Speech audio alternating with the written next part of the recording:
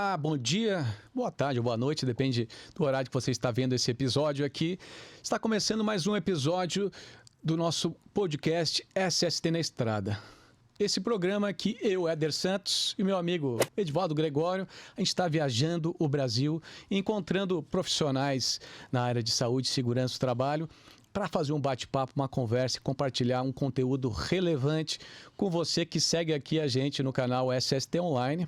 E hoje, no episódio de hoje, eu estou aqui em Curitiba para entrevistar, para fazer um bate-papo com esse cara que é um flamenguista roxo, um flamenguista invertebrado, que tem mais de 40 anos eu acho mais de 40 anos de experiências na área de...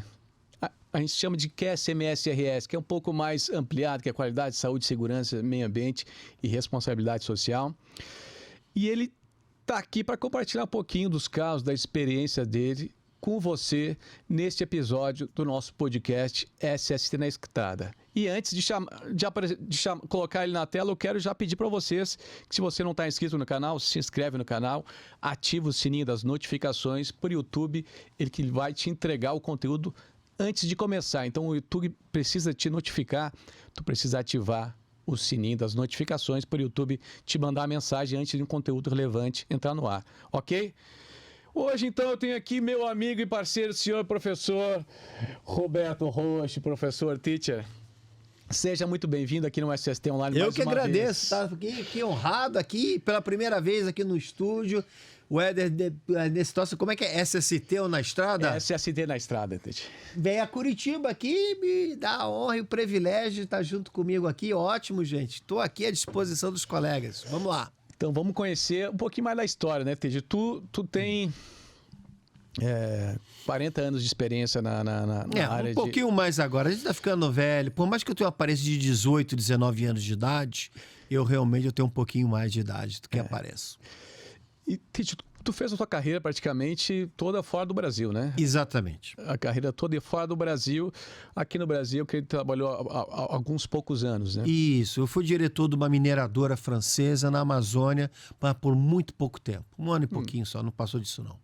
E tu, muita gente está assistindo a gente aqui, a maioria é técnico em engenheiro de segurança do trabalho, que fez aquele curso, um curso de técnico de segurança, aprende bastante sobre EDR, engenheiro de segurança. E eu sei que tu critica bastante a nossa formação no Brasil. Então, para a formação de técnico de segurança no Brasil. De formação e de engenheiro de segurança. Eu critico bastante, sim. E para a gente começar, então, o nosso episódio de hoje com polêmica, por que tu critica a nossa formação de técnico engenheiro de saúde e segurança do trabalho no Brasil? E eu queria que tu falasse em comparação com o que é lá fora, com o que tu aprendeu lá fora, qual a diferença do Brasil, da formação aqui no Brasil com a formação lá fora? Bem, antes de mais nada, veja só, quando eu critico não é falar mal. Onde eu critico é como a formação é feita e acaba engessando o profissional da área de segurança do trabalho. Até porque está de acordo com a idiosincrásia do país, ou seja, nós somos um país que gostamos de bastante legislação, bastante leis. Para vocês terem uma ideia, quando eu subi numa plataforma de petróleo do Mar do Norte, na Escócia, em Aberdeen, perto de Aberdeen, na Escócia, em 1982, eu já era formado em engenharia química e em biologia, mas eu gostava de gestão de riscos. E fui contratado por uma empresa que falou, olha, eu preciso que você aprenda no chão de fábrica ou numa plataforma as questões dos nossos riscos. E você entrará como técnico de segurança do trabalho. Gente, para ser técnico de segurança do trabalho, em qualquer parte do mundo, ou até mesmo engenheiro de segurança do trabalho, basta querer. Não tem formação inicial. Até para ser engenheiro, apesar que não existe a profissão de engenheiro de segurança do trabalho, ser um safety officer ou um safety manager, você tem o quê? Primeiro de tudo, querer. Tem gente que às vezes passa na frente do diretor e fala, você vai ser o engenheiro de segurança do trabalho aqui dessa obra.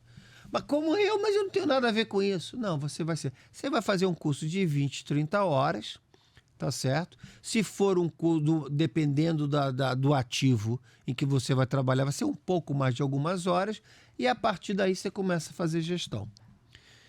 Para vocês terem um exemplo, outro dia, numa palestra minha com colegas de segurança do trabalho, perguntaram: Roberto, como é que você fez gestão de trabalho, de segurança do trabalho, sem as NRs?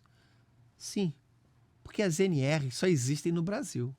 A OSHA, ela tem 13 ou 12 princípios de segurança do trabalho. E é nisso que você se baseia em toda a segurança do trabalho no mundo todo. Vocês estão entendendo por que é a minha crítica? A minha crítica é que você, na sua formação aqui no Brasil, você só ouve falar de NR, NR, NR, NR, NR, e você não sabe fazer nada se não tiver NR por perto. Se eu pegasse vocês hoje, e isso aconteceu na prática comigo, que eu peguei técnicos de segurança brasileiros, engenheiros de segurança brasileiros, talvez eles estejam até me assistindo, levei para a Líbia, levei para o Malawi, levei para o deserto de Gobi, na Mongólia, e falei: começa a fazer segurança do trabalho. Todos eles, sem exceção, olharam para mim e me perguntaram: Roberto, que NR eu vou seguir aqui nesse país? Quer dizer que sem NR você não sabe fazer segurança do trabalho? Eu fiz isso por quase mais de 25 anos, quando era responsável direto da segurança do trabalho e meio ambiente. Sem NRs. Tinha os princípios da OSHA, 12 ou 13, que eu não me lembro, já faz tempo. E o resto era gestão. Você sabe qual é a origem da palavra gestão? Ela vem do grego. Era o cara que gesticulava, apontava onde botar a ânfora de vinho, o saco de trigo, quando o navio aportava no porto, na Grécia.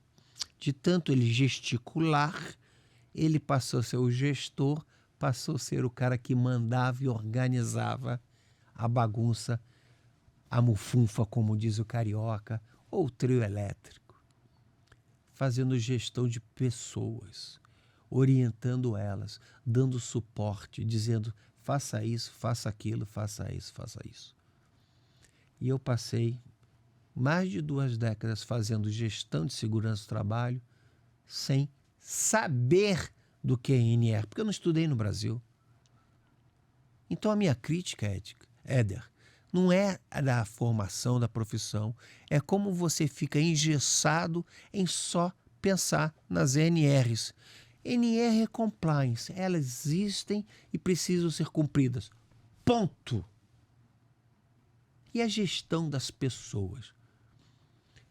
Eu escutei isso e é um dos meus mantras. Gestão de segurança do trabalho é gostar de pessoas. Se você não gosta de pessoas, se você não faz a gestão das pessoas, você está na profissão errada. Vai trabalhar no TI, vai trabalhar em outra área que você trabalha sozinho.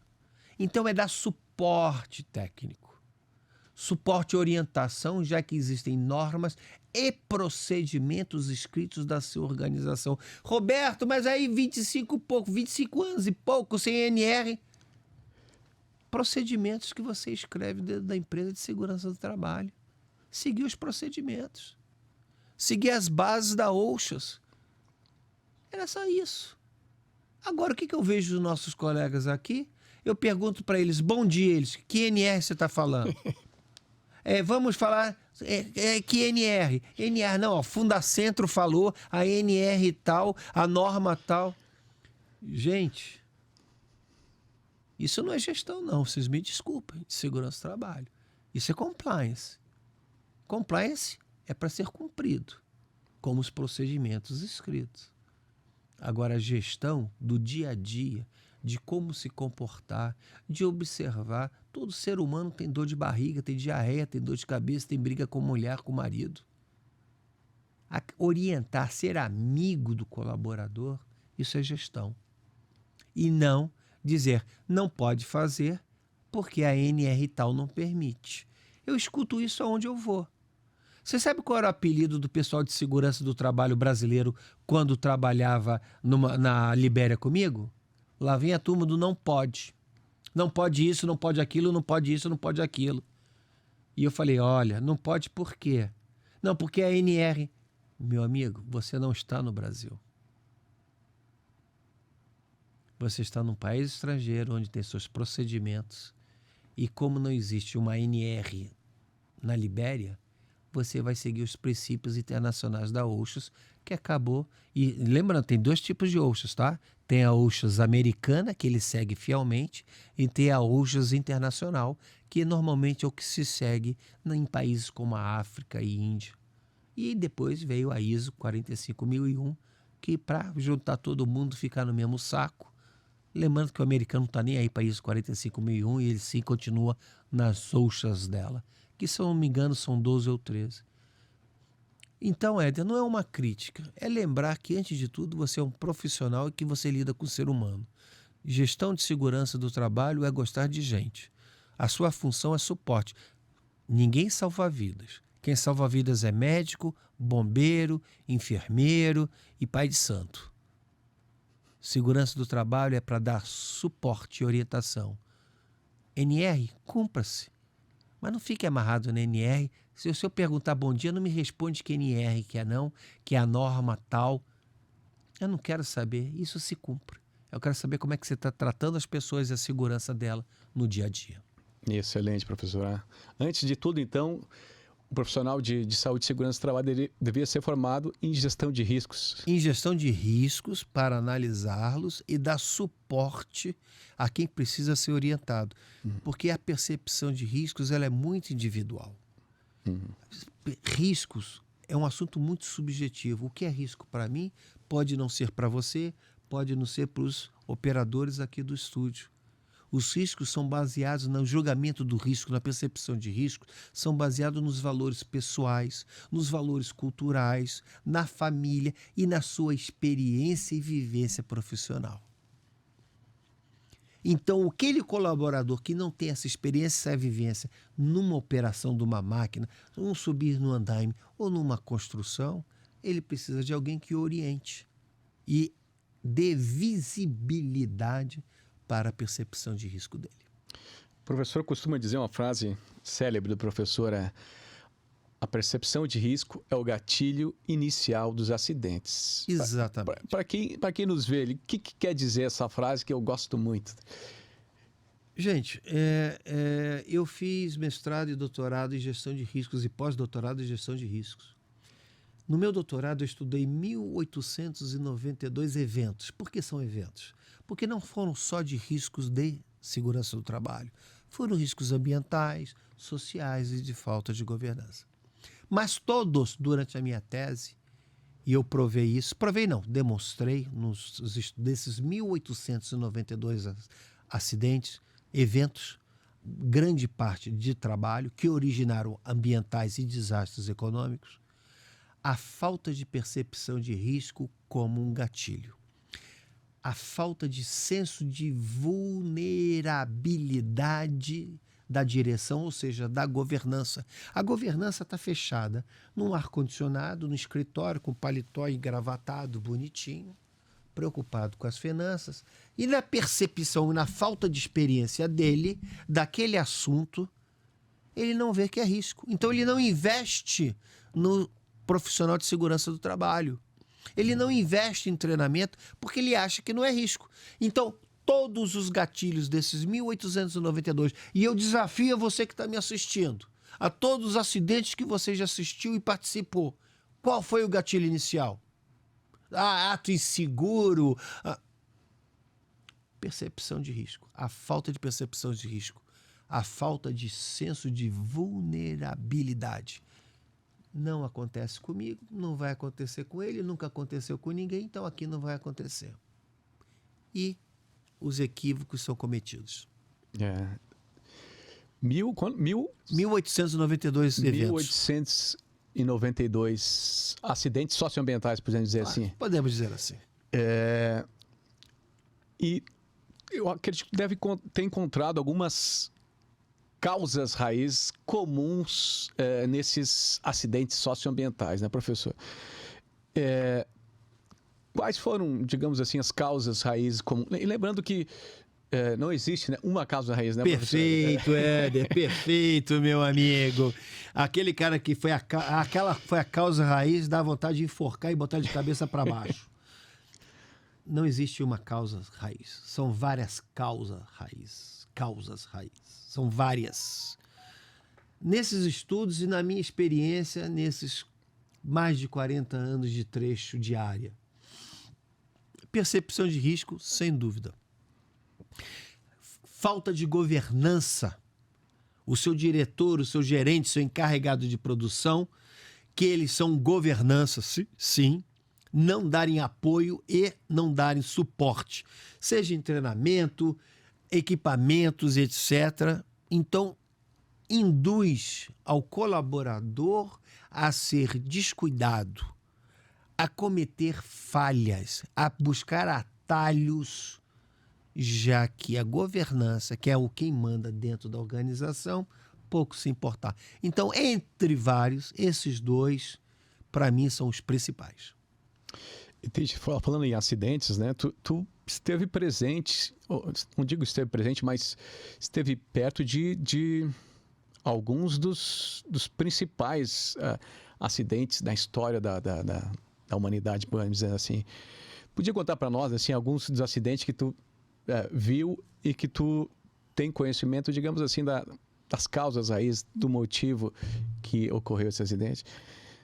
Um dos principais, eu vou citar dois que eu estive no local. Vou falar de Bhopal, 1984.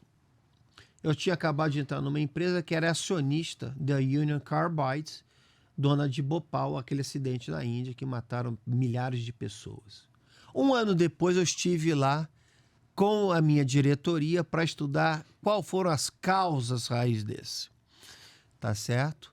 E de novo, percepção de riscos.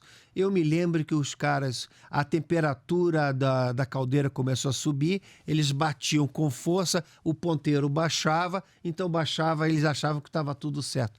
Falta de senso de vulnerabilidade, que eu acabei de repetir para você agora. E fui testemunha ocular do acidente da Piper Alpha no Mar do Norte, em 1987, se eu não me engano, 86, 87. Tá certo que eu estava quilômetros em outra plataforma. E foi quando eu comecei a me interessar realmente pela gestão de riscos, que eu já tinha uma paixão, mas dentro da segurança do trabalho, onde aprendi a metodologia Boltai, que eles usaram a metodologia Boltai para identificar as causas raízes do acidente da Piper Alpha, que foi o maior até hoje. E eles puderam verificar que os controles, as barreiras não foram eficientes. E quando eu volto para 2 anos, 3 anos antes, quando eu estive em Bhopal, o que nós verificamos? Que as barreiras e os controles vieram falhando. Você que é de segurança do trabalho, você conhece a teoria dos dominós, você conhece a teoria do queijo suíço, que eu sou fã deles, não abro mão deles. Quem falar mal dessas teorias vai brigar comigo seriamente. Elas foram demonstradas nesses 2 acidentes que eu tive curiosidade e tive a oportunidade de estar em loco 1 ano depois. E, baseado na minha análise de risco durante a minha tese de doutorado, utilizei a metodologia Boltai. E nos meus 40 anos de carreira, que eu tenho muito orgulho e muita tristeza. Tristeza por quê, Éder? Eu tenho 17 mortes no meu currículo. Perdas de membro, lesões, eu tenho centenas e milhares. Mas 17 pessoas morreram baixo a minha gestão nesses 40 anos de carreira. 17. Vocês querem saber do meu currículo? Não ligue para o meu mestrado, para o meu doutorado. Não é, isso é besteira. Isso é pouca merda. Eu tenho 17 mortes. Com gente que eu conversava, 30 minutos depois, estava recolhendo o corpo na área. E quando eu penso nisso, estudo isso e me lembro que me dói até hoje, tenho alguns pesadelos até hoje a respeito disso, eu vejo que foi a falha na construção dos procedimentos que eu escrevi, das barreiras que eu criei e falharam. Roberto não está falando de NR. Não tem NR para isso, gente. Vocês estão entendendo onde eu quero chegar? Gestão é diferença de compliance, por favor. E eu acredito que não foi fácil, né? Lidar com com mortes, especialmente sob tua gestão, embora acredito que em alguns casos não esteja De 8 diretamente. a 9 foram baixos meus olhos. Depois eu assumo a responsabilidade que eu já estava em nível de corporativo ou diretor ou até vice-presidente. Mas foi baixo a minha gestão. A culpa é minha, porque eu sou responsável. Você que está me assistindo, cada procedimento que você escreve, cada treinamento que você escreve, cada caminhada na área que você participa, se algo der errado, se tiver uma fatalidade, a culpa é sua. Você vai levar isso pro resto da vida. A culpa é sua, porque você é pago para dar resultado. E qual é o seu resultado como gestor de segurança do trabalho? Suporte técnico na área. Não é salvar vidas, não. Quem salva a vida é médico. Salva a vida de piscina ou de praia ou enfermeiro. É dar suporte técnico, orientação ao colaborador. E eu acredito que não deve ter sido fácil de lidar com isso aí, né? Para quem está nos vendo, profissional de saúde e segurança do seu trabalho, está nos vendo, tá cargo de gestão, e pode ser que mais cedo ou mais tarde venha acontecer isso na gestão dele, na empresa dele. Como é que se lida com uma situação dessa, com a morte, tanto psicologicamente como para a equipe, porque eu acredito até que as pessoas começam a olhar para ti como parte da culpa, né? Não, você passa a ser um leproso. Você pode passar um ano sem ter acidente. A partir do momento que tem um acidente, gente que te dava bom dia, o diretor que te batia nas costas, te cumprimentava, dava prêmio, ele vem e olha para você. Você passa a ser um leproso dentro da empresa. Tudo que você fez não valeu nada. E outra coisa que eu observei, toda vez que tínhamos uma fatalidade, gente, são 25 anos de África, alguns anos de deserto, de Gobi, na Mongólia, alguns anos na Índia. Não é nada diferente de um lugar para o outro, não. Mas toda vez que tinha uma fatalidade, afetava psicologicamente todos os colaboradores. E aumentava, é impressionante isso, aumentava a quantidade de atos inseguros e atalhos, porque as pessoas ficavam indecisas, com medo de que acontecesse com eles. E essa indecisão aumentava o senso de vulnerabilidade deles. Eles deixavam de fazer as coisas por medo de... E aumentava os quase acidentes quase sempre. Vamos deixar esses assuntos pesados assim de morte para lá. E tu mencionou a metodologia que tu é apaixonada. Para quem não sabe, a ISO 3100010 ela traz 42 tipos metodologias de análise de risco, e uma delas é a bow tie, que é a gravata borboleta, tradução em português.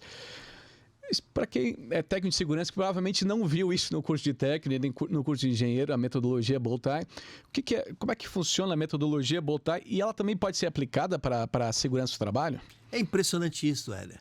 E eu vejo vários colegas técnicos de segurança, engenheiros de segurança do trabalho, que não conheciam a metodologia bow tie. É impressionante isso. Está na ISO lá. Gente, a metodologia bow tie, ela foi inventada pelos nossos colegas na Austrália, da mineração, junto com a Universidade de Queensland, se eu não me engano.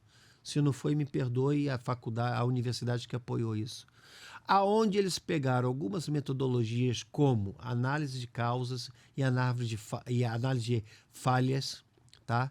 E montaram uma metodologia onde fica fácil visualmente identificar quais são as barreiras e controles. Fica fácil visualmente visualizar os cenários e, a partir daí, criar tratativas para mitigar ou prevenir esses riscos. É a minha favorita. Ela é praticamente a metodologia oficial na mineração pelo mundo afora. No Brasil acabou, há pouco tempo a mineração está usando isso aqui, tá? Do óleo e gás também há pouco tempo. Agora que a turma, de uns anos para cá, tá?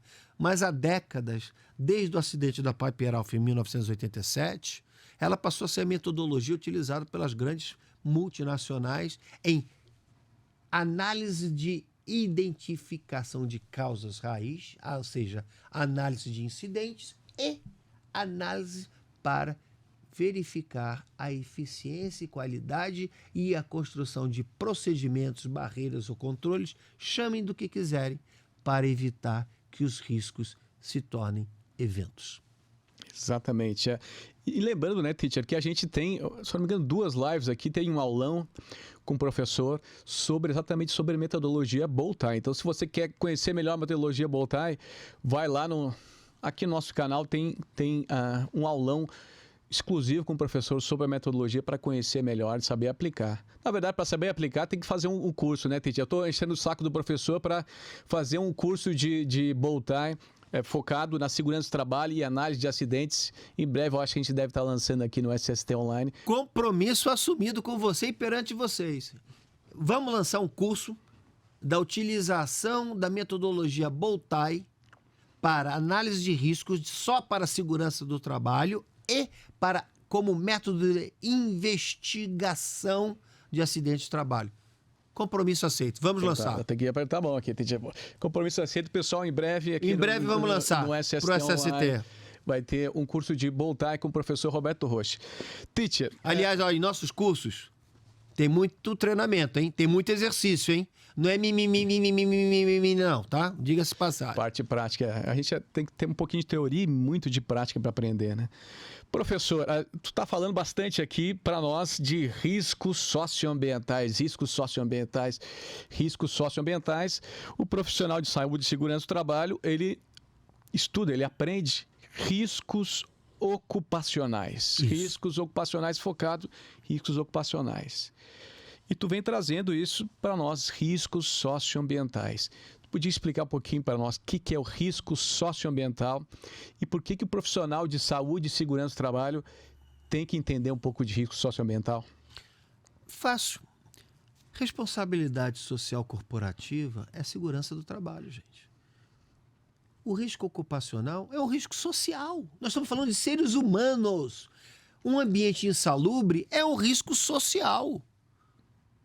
Quando a gente fala que a temperatura está demais, a luz está de menos, né?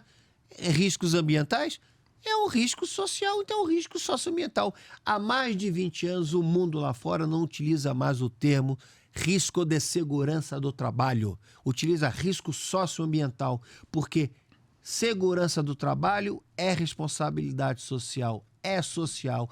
Trabalhar num ambiente insalubre, trabalhar num ambiente em que as condições ambientais afetam o raciocínio do funcionário. Gente, botaram assédio sexual na CIPA. A CIPA até anteontem era só segurança do trabalho. Botaram assédio sexual. Assédio sexual, o que é? Um risco social. Precisa desenhar para vocês entenderem? Por que risco socioambiental? Está explicado.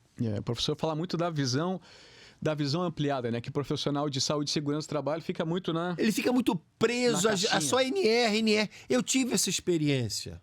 Eu levei profissionais, eu dei oportunidade de levar profissionais de segurança do trabalho para trabalhar com o mundo, no mundo. Muitos ficaram sem saber o que fazer, porque não tinha NR para ser seguida. Engraçado isso, né? Então, por isso a minha criticidade sobre a formação que é passada aos técnicos de segurança, que é normalmente 2 anos, né? Engenheiro de segurança é 2 anos, 1 ano e meio, 2 anos, o cara já sai engenheiro de segurança. NR, uma ou 2 metodologias de análise de risco, ninguém fala da Bowtie. Eu sou testemunha disso, porque eu vejo muitos colegas meus, eu nunca dei Bowtie no meu curso. Gente, vamos ampliar a visão, vamos ser profissionais do mundo e não só profissionais daquela caixinha estreitinha que nós fomos educados dentro do nosso curso.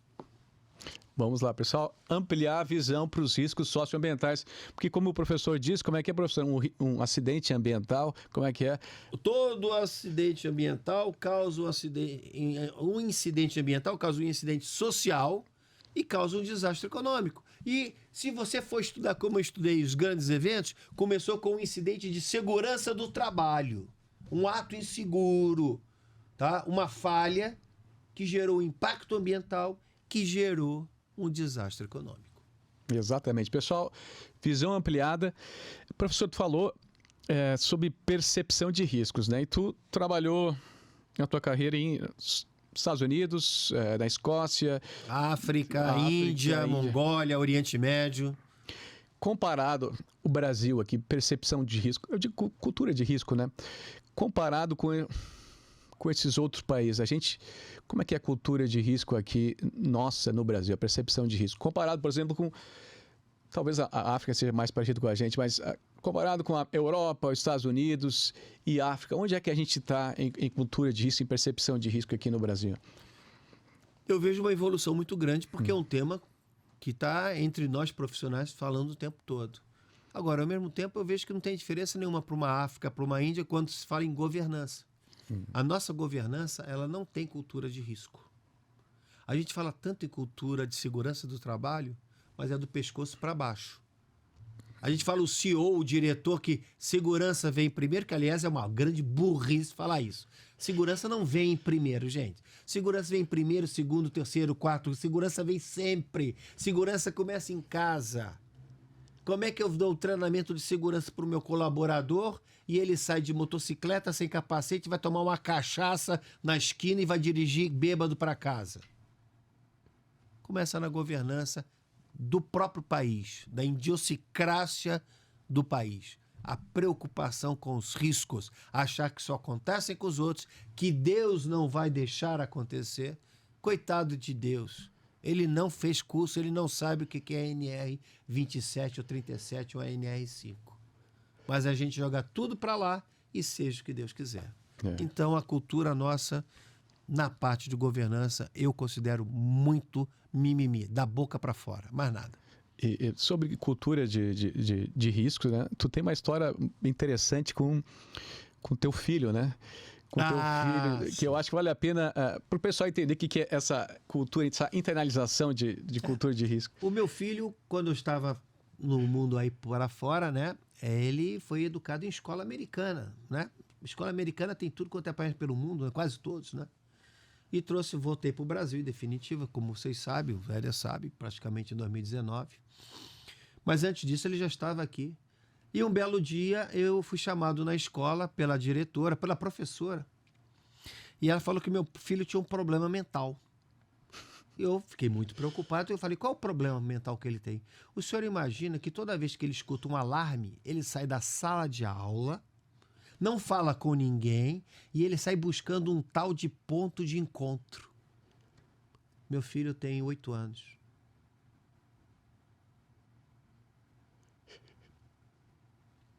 E foi considerado com problema mental porque ele escuta um alarme e sai buscando um tal de ponto de encontro na portaria ou no jardim, ele não encontra. Toda vez que ele escuta um alarme.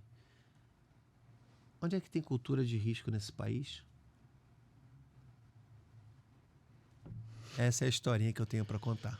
Passada, quem é aficionado por risco tem que passar a cultura de risco pro seu filho, pros seus, né? Para a escola, né? Você sabe que no Chile tem mapa de riscos e fuga dentro das creches, nas creches. Claro, lá tem o fator terremoto, tá ok? Como no Peru tem. Mas eu ainda não vi nenhuma escola, não. Pode ser até que tenha, mas não. Em faculdade que você fez seu curso de engenharia de segurança do trabalho, no colégio que você fez seu técnico, se formou em técnico de segurança, quantos simulados de evacuação você fez na sua sala durante o curso?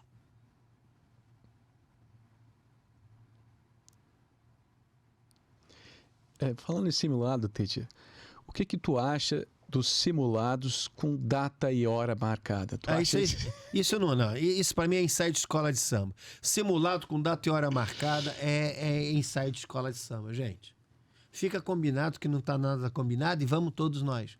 Gente, lá fora, no mundo lá fora, que leva a sério gestão de segurança do trabalho, simulado não tem data nem hora marcada. Às vezes é feito um simulado numa fábrica sábado às 2 horas da manhã, para ver quem está bêbado ou não está bêbado, para ver se a equipe está a postos ou não está a postos. Agora, simulado com data e hora marcado, que é muito comum aqui no Brasil, me desculpa, tá? Não fiquem ofendidos, não. Mas para mim é ensaio de escola de samba. Não tem eficácia nenhuma, né? Nenhuma. Eu vou dar um exemplo. Me chamaram para fazer uma análise de um plano de emergência e análise crítica de um simulado. O simulado ia ser às 2 horas da tarde. Todo mundo sabia. A torcida do Flamengo todos sabia. Teve gente que saiu do almoço e já foi para o ponto de encontro. O simulado era 2 horas da tarde. Já estava todo mundo no ponto de encontro já. Que simulado é esse, gente? Eu sabia que ia ter muitos chacoalhões. Se preparem. Para quem quer ter essa visão ampliada, né, Teacher, vale a pena chamar eles para o nosso canal, Gestor de QSMS. Se você está gostando dessa conversa, dessa visão ampliada que o professor está trazendo. Toda quinta-feira nós temos nossa resenha às 21 horas lá. Ao vivo, toda quinta-feira no canal Gestor de QSMS. Aberto para perguntas e discussão mesmo. Discussão sobre essa visão mais ampliada da gestão de riscos socioambientais. Então, você que foi tocado por esse mosquito mosquito é bom porque ele é bastante contagioso. Mas se você é alérgico. Mosquito da gestão de riscos socioambientais. Canal eu vou deixar até o link aqui embaixo do vídeo. Gestor de QSMS, para ter conteúdo um pouco mais ampliado. Fala de saúde e segurança do trabalho, sim, mas fala com essa visão mais ampliada dos riscos socioambientais. E, Tídia, para se encaminhando no final desse nosso SST na Estrada aqui de Curitiba, eu não poderia deixar de falar de ESG contigo, né? Perfeito. Eu sei que a nossa área de saúde e segurança do trabalho ainda, o ESG para eles é que nem caviar. É que ele nunca vi nem comi, só ouvi falar e muitos nem ouviram falar de ESG. De forma simples, assim, para o profissional de técnico de engenharia de segurança entender o que é o ESG e por que o profissional de saúde e segurança tem que começar a ficar antenado nesse assunto. Primeiro que ele é um dos pilares dentro do ISG mais importantes. O que é o ISG, gente? É o risco financeiro, riscos financeiros do negócio. São os riscos na área social, ambiental e de governança. Na área social, o que eu falei aqui para vocês agora há pouco, meus colegas da área? Insalubridade é um risco social. Acidente de trabalho é um risco social. Então o ISG tem tudo a ver com segurança do trabalho. O profissional de segurança do trabalho que não conhece o que é gestão de ISG está afadado a morrer na praia. Porque só se fala do ISG. E a turma acha, não, segurança do trabalho não tem nada a ver com o ISG. Lê do engano, não seja tolinho, meu amigo. Segurança do trabalho está dentro do ISG até o talo. Não tem como escapar disso. Porque o risco social é o risco da segurança do trabalho. Exatamente. Então, se antene, se você, especialmente para quem quer conquistar cargos mais altos, né, Teacher? Sair um pouquinho da parte técnica e conquistar um cargo de gestão, tem que entender. Você precisa entender de ESG. Deste mundo ESG. E precisa acessar também o canal Gestor de QSMS, daí lá você vai ter bastante conteúdo sobre ESG. Professor, então, muita chacoalhada aqui de Curitiba, esse nosso episódio do SST na Estrada.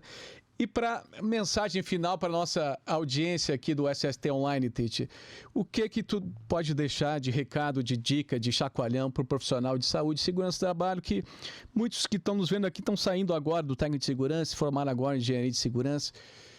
Qual recado, qual a mensagem tem para passar para eles? Visão ampliada do seu negócio.